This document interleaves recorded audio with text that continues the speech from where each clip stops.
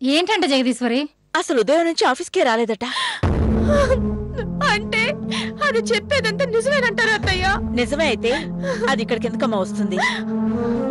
అవును కదా, మరి బావగారు ఏమైనట్టు? అంటే అది దాచిందానా నీ అనుమానం? అదేంటి జగదీశ్వరి, అది అంత పని చేస్తుందంటావా? దాని మిడిసిపాటు చూస్తే నాకు అదే అనిపిస్తోందక్క. అవునత్తయ్య, ఇప్పుడే నేను వెళ్ళి దాని జుట్టు పట్టుకుని నిజం కనుక్కుంటాను. అక్షర, నువ్వుండు, నేను వెళ్ళి కనుక్కుంటాను. అవును అక్షర, నువ్వు ఉండమ్మా, అదేమైనా చేస్తుంది. ఒక పని చేయండి అత్తయ్య, మీరు వెళ్ళి దాన్ని 4 తాన్ని నిజం చెప్పించండి.